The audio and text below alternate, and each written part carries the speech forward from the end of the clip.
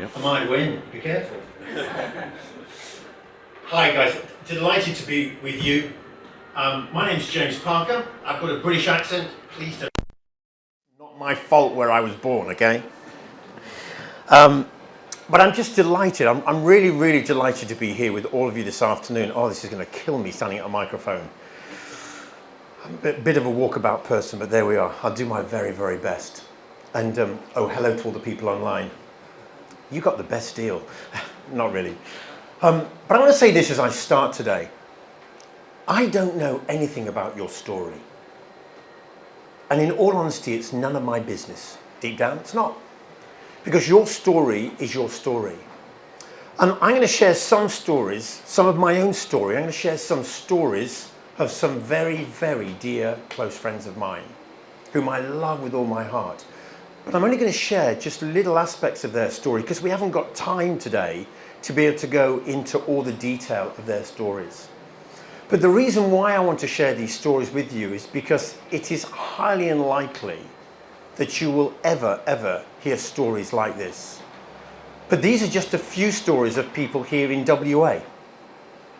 And as Peter's mentioned, there are literally thousands of people that I know, just me alone knows, across the world that have been engaged with the LGBTQIAP plus 2S community. Repeat that if you can. I never know when what letter's going to be added tomorrow. Anyway, but and I say that a little bit lightly because this is a very serious topic. But if you don't have a sense of humour, it gets a bit too deep. But I don't know what your stories are, and I want to say this. Peter and I come here today with compassion. And we come here today with respect, and we come here today with, we hope, sensitivity to you and to your loved ones. Because there's really not a family today that in some way or other is not being impacted by this topic. And we want to come back to the fact that we remember this is about individuals. So I'm hoping that we're able in some way as we share today, both of us, that we're able to respect you, to respect your family, and to respect your stories a little bit as well. Okay? Oh, I have a disclaimer that I have to read. And you'll understand now why after Peter's little conversation, as he's sharing. The content and any oral information, not oral inflammation, okay? That I give today is intended for presentation purposes and for general information only. It's not legal advice, and nor is it binding upon me or the True Identity Peer Support Network that I established, and it should not be regarded as such. If you're from Victoria, state of Victoria, and you're easily offended by truth, reality, facts and feelings, could you please leave the room now?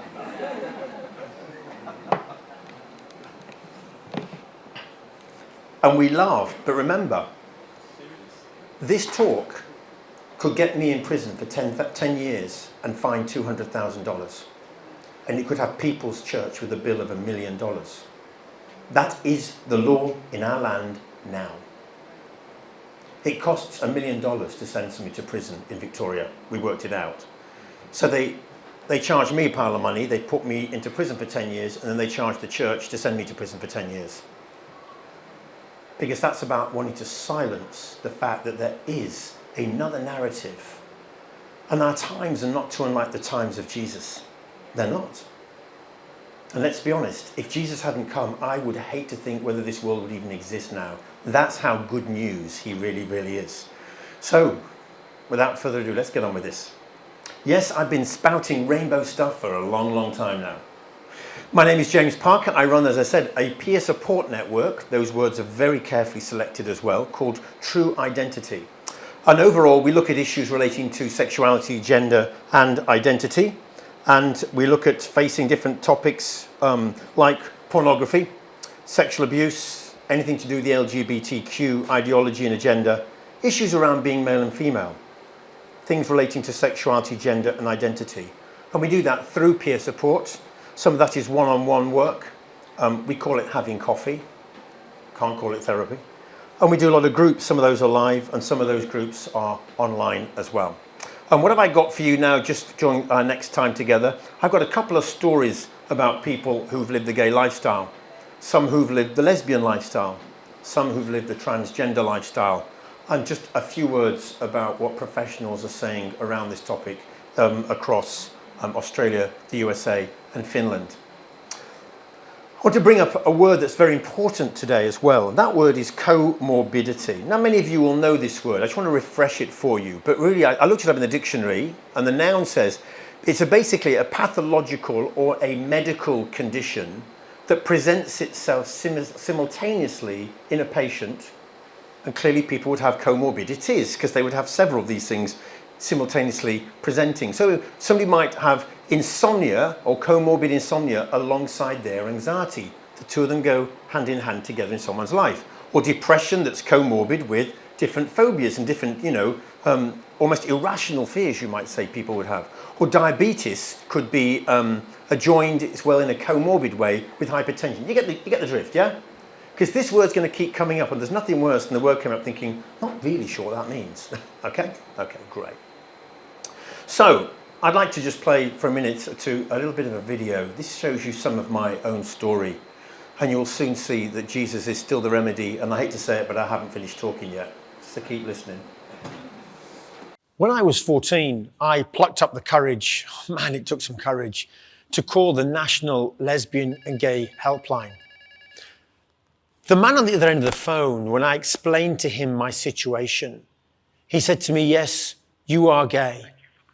And that he told me this was my only option, that I needed to embrace this, and then, and only then, would I find happiness.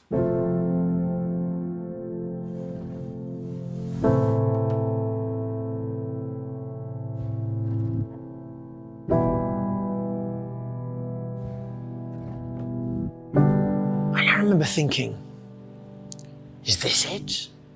Is this the only option that I've got? But I couldn't think of any other option but to pursue my future as a gay man.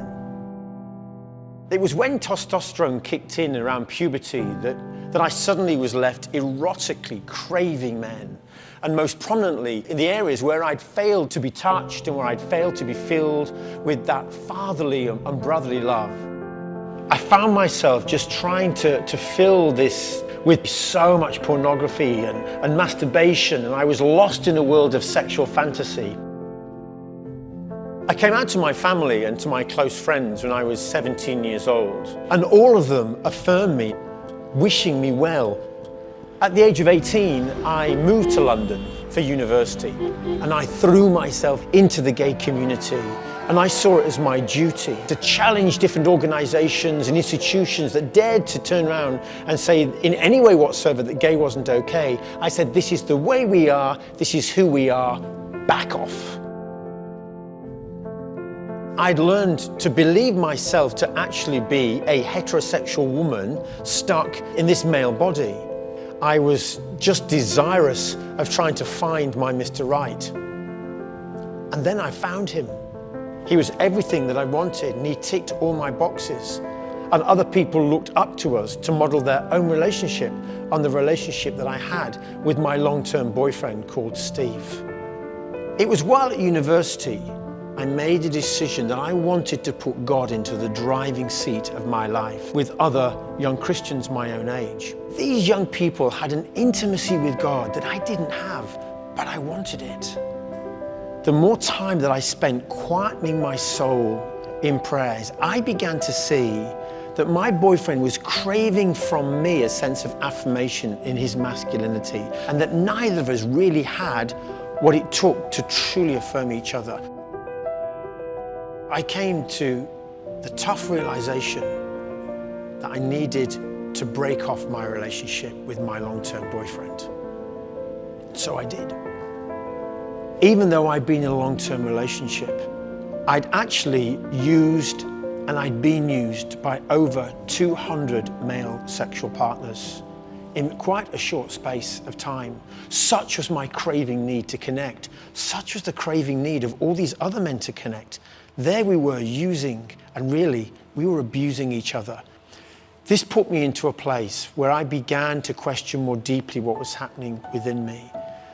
And I came across this fatherly, older Christian man who basically, he would hold his gaze and look into my eyes. He would embrace me with this deeply appropriate, non-sexualized touch. And he didn't see me as this gay man with a label or inside of a box. He wasn't frightened to go back and to look at a number of incidents from my past. I'd been abandoned at birth. I'd been incubated, I'd been fostered, I'd been orphaned before being adopted. He helped me to face the pain and the grief that I'd been sexually abused by an older Christian man, a married man, and by an older friend of the family. These men had literally stripped me of my dignity and they'd left me in depravity. I was brought to a very specific place where I knew that there were 5 people that I had to go and face. And not just to face them, but to forgive them. I had to go back and meet my childhood abusers. And I wasn't letting them off the hook. I was saying to them that they had to be sorry for what they'd done to me, but I was there to forgive them. I was there to release myself from the pain and the misery that they'd put upon me during my childhood. I went and I found my 2 birth parents, and I made peace there with my past. So forgiveness became paramount on my journey. And I remember reading in Joel 2, verse 25, in God's word, where he says, I will restore to you the years that the locust has eaten. So my addictions and my sexual fantasy and my craving for pornography just began to reduce. My anxiety reduced. My self-harming disappeared. My feelings of suicide were no more. My voice had dropped. My walk had become much more masculine and very deliberate. I learned what it was to take my place as a man among other men. And nobody was more shocked than me when I began to notice the curves of women. I began to start dating women. And then before too long, I entered into marriage. And then I became a father. A joy that is absolutely indescribable. And this was something that I was told outrightly that I would never and could never be. Even though there are still some rare occasions when I experience same-sex attraction, the way in which I deal with those attractions has completely changed. Christ Jesus took onto himself on the cross my victimhood. I now see that I'm not just a victim and a survivor of my past. And I leave you with this question, you the viewer. What do you think I am today? The victim or the victor? That answer is yours.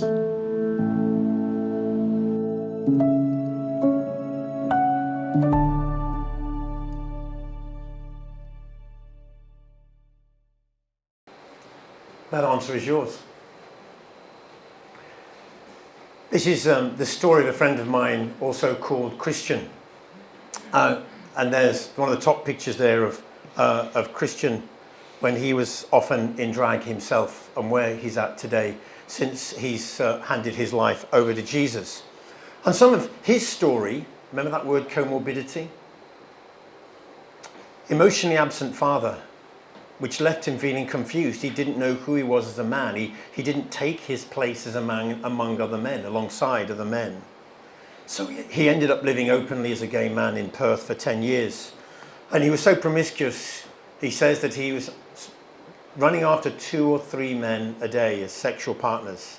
He prostituted himself for money, and his thing was trying to basically get into bed with married men. Deep down, what had happened is his need, his starving emotional need for a father had become sexualized, is what had happened. So he partied, he binged on substances, and then depression, social anxiety hit him, which means he went on a radical spiral downwards. Then he started using marijuana to temporarily escape his inner pain, until one day he pressed the wrong button on Spotify. God made him press the wrong button on Spotify. And this song came on, and the song was, "This is my desire, to honor you, Lord, with all my heart I worship you." And the chorus is basically, "Lord, I give you my heart, I give you my soul, I live for you alone." And he found himself almost flung to the floor praying these words because the presence of God had entered into the room. And there he was in a long-term relationship with a man, but he said yes to Jesus. And then, not too unlike me when I went out with Steve, his boyfriend then said yes to Jesus. But it was in the midst of that relationship, while they were both learning to walk with Jesus, that God said to him, leave this relationship, as God had said to me. And he underwent therapy and prayer. And then he had this slow conviction of the gay lifestyle, broke off his long-term relationship. And now he's pursuing holiness, not homosexuality. And please note the word there he's not pursuing heterosexuality. He's pursuing holiness. Because we've no idea what God will do with him. And that's true of each one of our stories. Our goal ultimately is that we would imitate Jesus and seek after him and let his power be at work in us. Christian speaks of having an increased inner peace, relief, reduced anxiety and depression. Because basically, he's been facing his comorbidities. Let's take a look at Rianne's story. So we've had a couple of, if you like, ex-gays. I don't really like that. Former gays is probably a better one. And this is a little bit of Rianne's story. And Rianne has a beautifully rich story. Hi, my name is Rianne. I'm 35 years old and proud to be an Aboriginal woman. I'm grateful for the opportunity to share some aspects of my life journey with you and the importance that knowing Jesus now plays in finding security in my identity. I was raised in a non-religious household. Both my parents were Christian in name, but neither of them practiced. If anything, my mum saw herself more of a Buddhist. I would go to church with my nana when I was 4 years old, but other than that, I didn't know anyone religious. One of the darkest moments of my life was the sexual abuse I experienced for 4 years at the hands of a close family member when I was 13 to 17 years old. This meant that entering into adulthood was pure hell for me.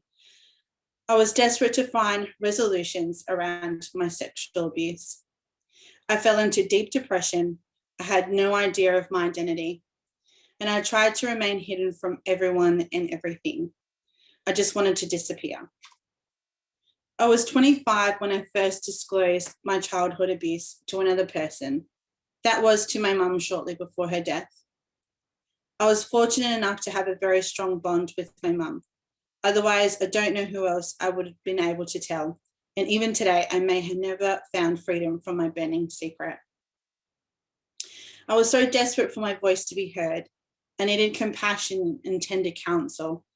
I didn't need further rejection, political or police interference, as I questioned my sexuality and my identity. We all know the suicide rate among Aboriginal youth is disturbing. It screams of the destructive pain so many precious young people experience. I often ask myself, what pathways are open today to an Aboriginal child where she or he can disclose abuse, question their identity and sexual attraction, and be helped to make their own healthy choices? Every avenue to prayer, therapy, and counsel, for whatever reason, must be left open. My abuse led me down a very destructive path. After my mother's death, I got engaged to several women, the last being for 3.5 years, which was a deeply abusive relationship. It led me to become addicted to drugs, especially to meth. When this lesbian relationship eventually ended, I found Islam, which led me to even more abusive relationships, only this time with Muslim men, one of whom I actually married. I was still same-sex attracted, but again trapped in another strain of codependency, this time with behaviours which further degraded me.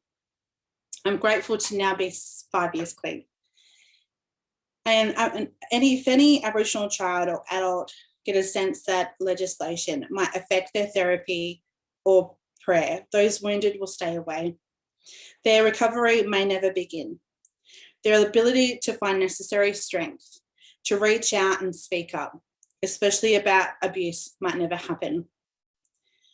WA's Health Minister, Roger Cook, has spoken of following Victoria's deeply flawed ban on therapy.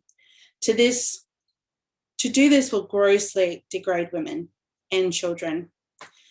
We will be the ones most assaulted by the new legislation, which will end girls and women's sport as men who self-identify as trans women compete in female sport. For the minister to follow Victoria, as he has outlined, rejects common sense. And by ignoring bodily differences, he threatens every female toilet, shower block, women's shelter, and other healthcare when he chooses to ignore the differences between males and females. I have family in the ACT. The new legislation already means I can never return to live with loved ones and find the help and inner support I need. Once again, the white man's pride, his selfish agenda, and increasing blindness crush the First Nation. I am left in despair and re-traumatized by ACT's new laws and even WA's very possible proposals. By turning my life to Jesus, it brings me hope. I'm fortunate that the Christian community has been helping me to face my past. I am learning to invite Jesus into my pain, to find newness of life. He's teaching me not to be afraid of anything. WA needs less mental illnesses, fewer addictions and suicides, and laws which permit people to grow up and to make their own decisions for themselves. We don't need Victoria's laws, which actually dictate conversion practices under a bill that now legally prohibits conversion practices. A bill which censors and oppresses people's own health, freedom, and income will be crushed by pseudoscientific legislation. My general well-being is in a good place, and others have a right to the same. On behalf of Aboriginal women and children, I beg every decent and respectful human being to fight for my and other fundamental human right to choose for themselves what therapy, counsel, and prayer we wish to engage in. It is regrettable that past support has hurt a few people, but present support is saving my life and others' lives. And we've no idea how many more lives it has already saved and just might save in the future. So thank you again for letting me share with you, and may God bless you.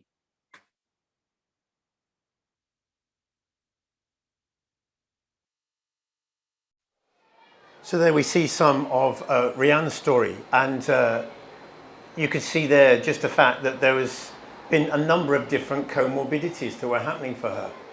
Lots and lots of different trials and challenges that were coming together. She needed a safe space and a safe place to be able to look at these things. But of course, once Jesus entered into her life, the light switch was turned on. He became the light in her world of darkness. And she began to see things as they really were.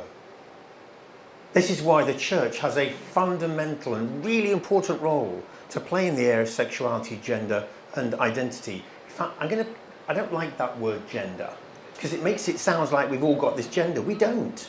Nobody has a gender, we have a sex. Your sex is male or female, that's it. I've met with lots of intersex people, of which there aren't very many, so I must have met most of the people from across the nation, I reckon. And they get really, really angry that they are put into this sort of acronym. You know, I mean, the guys say, look, so I'm infertile. You know, I have to take testosterone. He said, but I'm a bloke like everybody else. There's other blokes out there infertile too. It doesn't stop me being a bloke, whatever it might be. What's happening is this is a very, very deliberate use of people's lives to bring about a totalitarian agenda. Where I live in Perth, there are childcare centres rising up on just about every corner. And what's happening is people are being encouraged to put their kids into childcare from the age of 6 months onwards. This is causing profound anxiety in the early lives of children. It's another way of the state. If they can't get you to hand over your child to them and they look after them, as happened in Russia, and that went wrong, they will find another way for you to hand over your child in somewhere or other. And if they can't get them in childcare, they'll get them in kindy or pre-primary or whatever it might be. But this is why we've got to be awake and alert to all of this. That's Rianne's story. There's another story as well of Leah. Leah's lovely. Her husband is a free reformed minister. And Leah came from a Christian home. And she says, as is true of many young ladies, she behaved and dressed like a boy, and sometimes she got mistaken as one. You know, when you can't get to the hairdresser and so mum cuts the girl's hair and it's like cut too short and people go, oh, looks like a boy. We all know that. She said she was very gender confused during her teens. Well, how many teenagers aren't sat there thinking, who am I? Most of us have been there, I reckon, to some extent. But she said that that gender confusion dissipated, it lessened, but her same-sex attraction didn't. That began to rise up. And she tried for years to resist it. She couldn't do that, so she again dipped her toe into the world of lesbian relationships. Short-term relationships, that is, the STRS. She said this brought about mental health struggles for her. Extreme anxiety, depression, loneliness, sleep issues, weight loss. And she reached out for help. And she got advice from two people. One GP turned around and said basically the affirmative model that they push today, this is who you are, accepted. And she turned around and said, well, I'd like another option. I'm a Christian and this doesn't fit well with my conscience. And he basically mocked her Christianity. So basically she went to a health professional who turned around and triggered her and disturbed her. That's where the bad therapy is, or the bad advice is coming from. But then she managed to find a good Christian psychologist. And that good Christian psychologist was able to begin to address some of her comorbidities as well. She got help. She said it was very, very effective. She felt very, very supported, and it wasn't being led by the state, wasn't being led by the professional. It was being led by her own heart and her own relationship with Jesus Christ as well. She talks of the Holy Spirit bringing renewal of her mind and her heart. And she says change is unquestionably possible. Today, she too is married and she has two children, two beautiful children, that's for sure. Let's take a look at the former transgender videos as well. And here's a picture of me with a dear friend of mine, Jeremy. This was us in Taiwan a couple of years ago when we were there with people from over 40 other countries who were giving witness and discussing together at a global conference for those who lead the LGBTQ lifestyle. So the Australian Christian Lobby created this. Thank you, ACL. Here's Jeremy's story for you. When I was 5 years old, that's when my gender confusion started. I was reading a book and I started to think that the girl character was me. And those kind of feelings just like never went away for many years, on and off. I looked up in a book and found the definition of a transsexual, and I thought that applied to me. So that was when I decided to transition.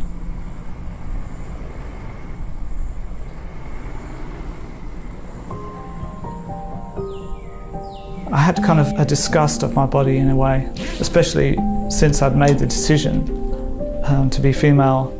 My body just did not seem right, so getting the surgery was a natural choice.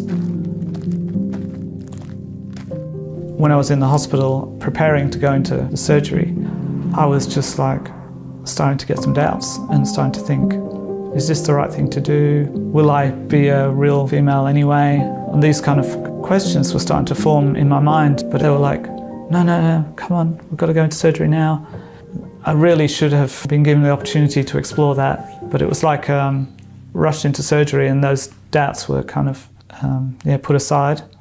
And this is the problem, you see, when you go to a gender clinic, people aren't looking for the cause. There is an assumption of born that way.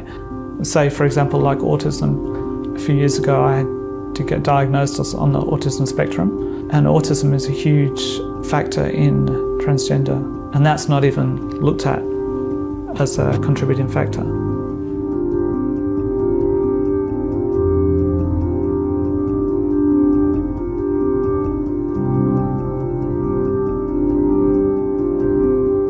And that kind of led up to the time when I started to question a lot of things, a lot of my leftist ideas, which I began to realise that I was indoctrinated. In the absence of any other information, they tend to just go, oh, that seems like a sensible thing to do. But once they hear this other side of the story, how it makes sense, that starts to cause people to say, maybe we shouldn't be pushing these laws through.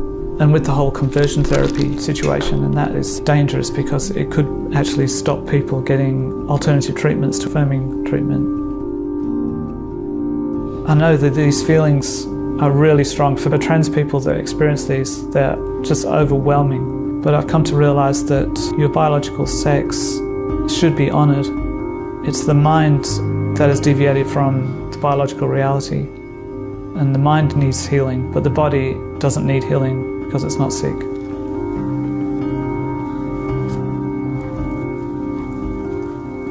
But it was only after really questioning more of my indoctrination, especially about the born that way philosophy with homosexuality, the last of the barriers that I had that was stopping me going back to the church. And naturally, I found myself in a church one day without even meaning to or intending to. And then I received this overwhelming feeling of welcoming and love that's just quite profound. And that was only just over a year ago. So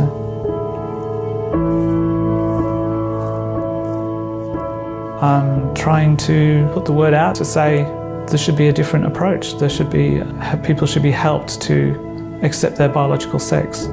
Yeah, and I started to speak out my own opinions about this at the Rainbow Crosses Alliance in Taiwan with a number of ex-homosexuals from all over the world, and that was a great experience. And a lot of Christians are given the wrong message, and they're fooled into thinking that to be compassionate, we have to affirm who people think they are. And on the surface of it, it appears to be that way. But sometimes you just have to there's a tough love involved to say things as they are. Even though I thought that I felt completely myself when I transitioned, now I'm sure that I am myself now. It's actually much more freeing to accept my biological sex.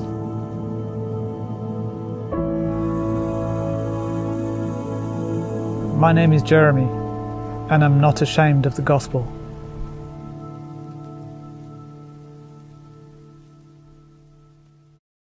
An amazing story there. And I hope you heard the little bit where he said he was being wheeled into surgery and he questioned whether he should have been there. And the nurse stroked his hand and said, "Oh, a lot of people feel like this. It'll all be done soon and you'll have what you want." And afterwards, he said, when he came to in the recovery area, there'd been another guy who'd also had his male genitalia removed earlier on. And this guy turned to him and said, "I said to the nurse I wasn't sure about this." And she said, "It'll all be over with soon." So we are seeing people go through our medical system here, sometimes wanting to ask those deeper questions about different comorbidities and other issues in their lives. And there's an extent to which if we don't stand up and say that what we now have offered as healthcare is actually more traumatic and tragic, if we don't stand up for people like that, then who will? A couple more stories for you. These have just been in the newspaper recently, both in the Sydney Morning Herald and in the Australian. The first one is somebody called Jay Langadinos. And Jay Langadinos is suing her psychiatrist, I'm led to believe in Queensland. By the age of 22, Jade had her breasts and her womb surgically removed so she could identify as male. She's now 31, she's sterile, she's got great regret. And nobody looked at her comorbidities, her complicated home life. She felt defective. She was identifying as lesbian because there was all sorts of different broken relationships and abuse in her past that she'd never found restoration or recovery to.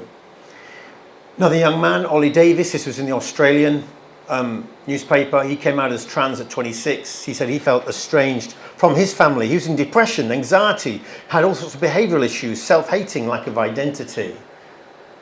He found this attraction to both sexes.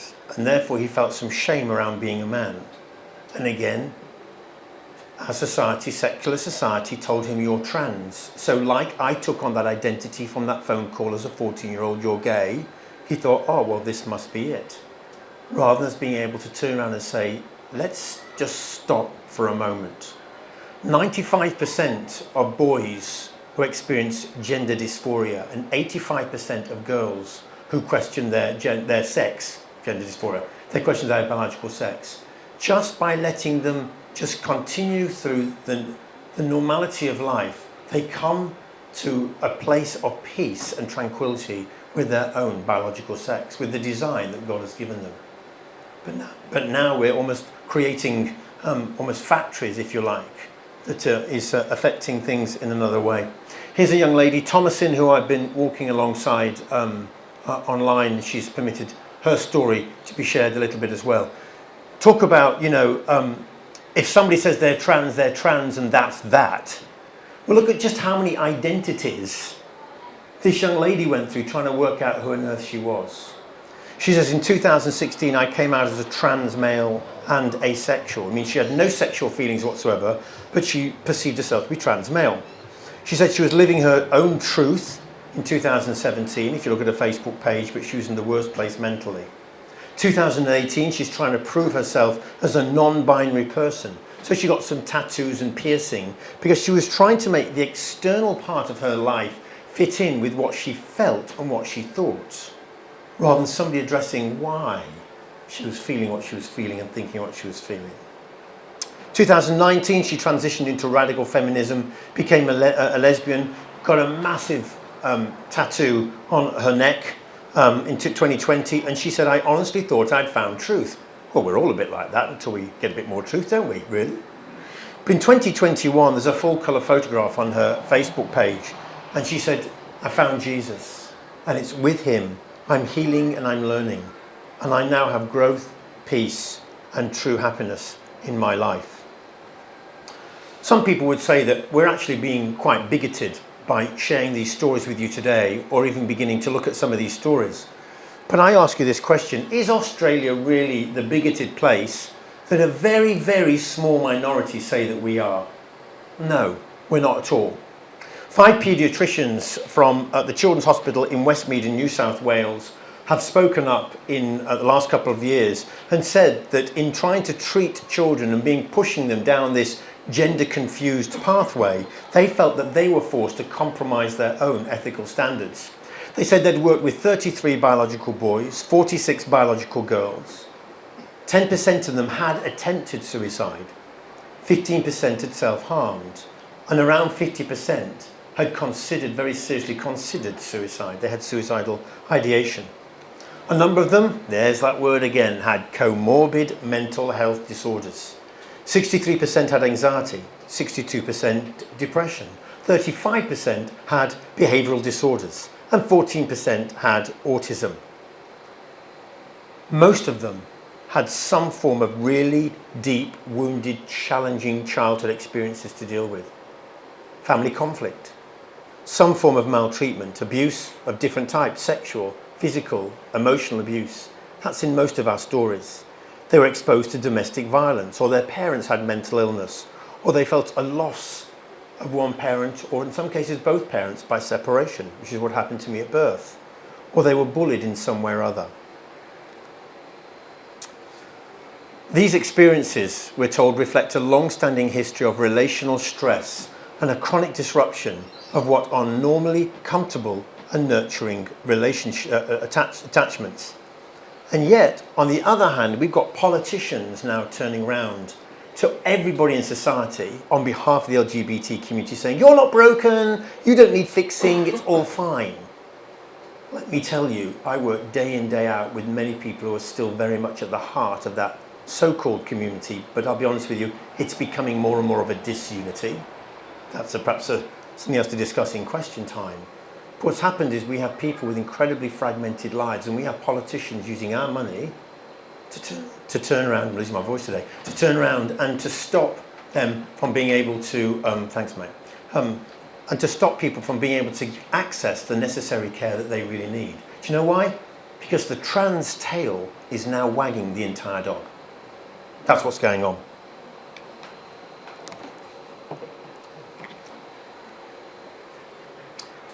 Let's take a look at the USA.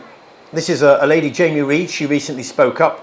She calls herself a queer woman, and she was case manager in the Washington University Transgender Center, one of the largest gender centers in the United States. Washington, a very, very left-leaning state.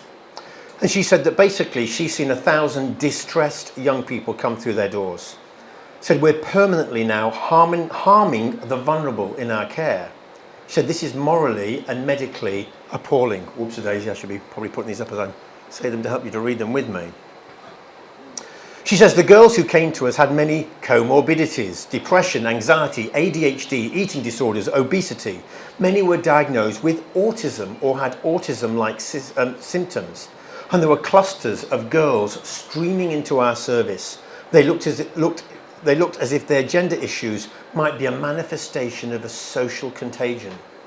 The removal of their breasts, being made sterile, their voices dropping and becoming deep. I mean, I'm pleased my voice became deep because I used to talk like that, you know. Anyway, it's nothing altogether.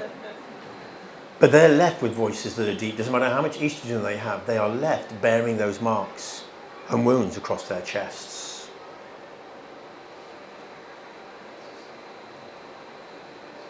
What about Finland? Well, let's take a look at what's happened recently in Finland. Professor Riitakurtu Kaltiala, I think that's about right, is a youth psychiatrist.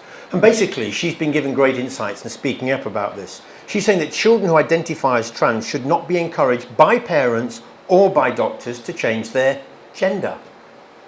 Because their gender is about their feelings. Feelings change. Ladies, your feelings change a lot more often than our feelings change. Well, you think we haven't got feelings, we're just trying to safeguard ourselves from yours. No, that's not true. You've got to laugh at this stuff, don't you? But adolescence should be a time, this professor is saying, this is a time when our identity undergoes construction. So children who experiment with gender identity shouldn't be affirmed and they shouldn't be denied. They should be walked alongside lovingly. And then the idea of trying to suppress behaviour, though, can also have a negative effect. It can deny the child's emotional world. Affirmed behaviour or identity denies the body. We don't want to deny the body its biological reality. That will leave them in a worse emotional state long term. She also said that mentally healthy young people who experience their gender in a way that differs to their biological body, they are not automatically suicidal. In fact, what we are seeing is those who begin the transition journey, they feel a sense of euphoria because they're promised this was answer to all your dreams. But literally after a few years, it might be 7, it might be 10 years, but we're seeing a lot of young people now detransitioning. A lot commit suicide, and therefore they don't have a voice to speak up unless we speak up for them. So that's the second thing. And then of course, the third area is this: for many, they just become agoraphobic and they suffer desperately in silence. And I know 2 or 3 of them as well. In 2020, Finland stopped using puberty blockers. Now, Scandinavia's been way ahead of us in so many areas of this stuff. They also keep meticulous records about people so they can see exactly what does work and doesn't work. In Britain, they've turned around now and they're not prescribing the stuff that they've been doing previously with the cross-sex hormones and all this sort of surgical mutilation, which is exactly what it is. And yet our governments, state and federal, seemed intent more than ever to push this down people's throats and to silence the rest of us as well. That word pronouns, it was going to come up at some point, let's be honest. And Dr. or Professor Kaltiala says, the balance of the mind does not come from making others do and see what other people want. The balance of the mind comes from facing reality for what it really is. It's the truth that sets us free, and of course the truth is found in Jesus. So let's just, a bit of a conclusion to all of this. Fall down Finland. Comorbidities. Whether they are simultaneous medical conditions, which is what they are simultaneous medical conditions, they are rife in the LGBTQ community, which is why we see so many dependencies, whether it be alcohol, whether it be smoking or vaping or different types of drugs, a lot of drug dependency.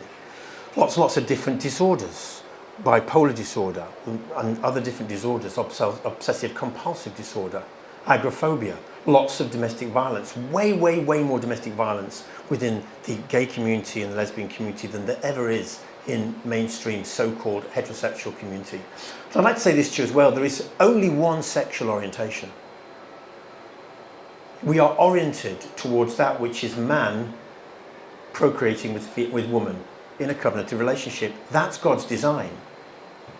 For most of us here, we've been led to believe for so long and saturated in the fact that there's such a thing as having a same-sex orientation or a homosexual orientation. The word homosexual is a new word. It came into being first of all in 1864. And even the concept of having homosexuality and there being a sexual orientation came into being in the 1890s. This is new words that are deliberately out there in some way or other to trap us away from the beauty and the dignity of who God has called us to be. Next bit of the conclusion. Neglect is always present in some form. Abuse is also often present. We've heard that in people's stories. Sexualization of friendships and relationships is basically what we're seeing going on, and the desire to repair or to reintegrate the past. Over 95% of gay relationships, couples, marriages, mirages, that's what they are, same-sex mirages. Well, that's what they are. I've lived in a long-term gay relationship, long-term heterosexual relationship. They are not the same, and they should not be called the same. That in itself is a lie. It's an oxymoron, same-sex marriage. Sorry. Put me in prison. I'd rather go there and be honest to my soul than to walk around telling lies to everybody. That benefits no one. That's not love. But what happens is they're just trying to basically repair the past. LGBTQ ideologues are putting excess pressure now onto politicians to rapidly legislate against necessary prayer and therapy. Why? Because they know it works.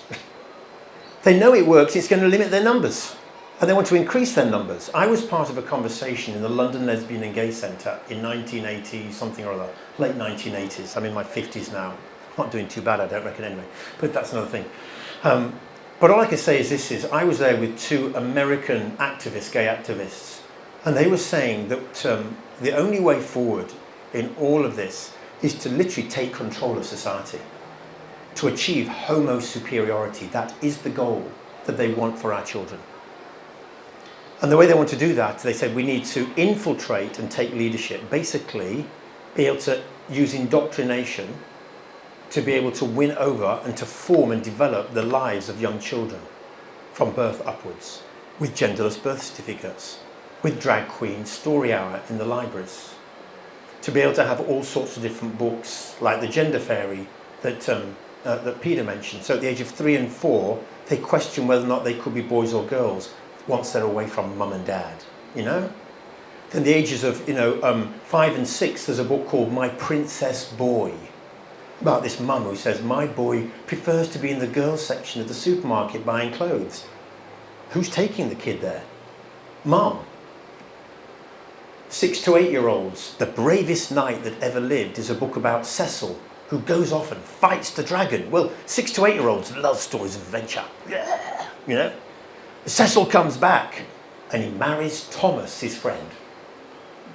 To be able to put in those ideas into our children's minds, it's drip, drip, drip, drip. Through our state libraries, through our school libraries, stuff online. ABC Me is the most toxic thing you can imagine. Do not put your children in front of it. They fear change because they know perfectly well that there are those of us out there who've said, we've lived lies and you've stolen aspects of our lives from us. So the bigotry, the intolerance, the hatred, the discrimination, the inequality, the exclusivity and uniformity are very much alive, but not in the churches. It's rather actually in the LGBTQ community. And I could give you many examples of where that community is at war within itself. Because when Christ is not at the centre, bringing unity to all in him, we see John 10:10 verse A. We see stealing, we see destruction, and we see death. But in John 10:10b, Jesus reminds us, he said, but I came that you would have life and have it to the full. So please bear a thought for those of us who struggle in this lifestyle. We are people just like you, trying to live the best lives we can. But also don't fall into the hole that our government, our media, education, the military Even some of our church leaders are now trying to push upon us to say, this is all okay and this is God's way. God knew what he was doing in Genesis 1 to 3. And let me tell you, the final wedding, there's a bride and a groom. There ain't two brides and there ain't two grooms. So we need to prepare his bride and be really serious about answering his wedding invitation and offering that wedding invitation to everybody else, irrespective of where they come from. God is at powerful work in the LGBT community. We just need the churches in some way just to start with small steps to come alongside what he's doing today.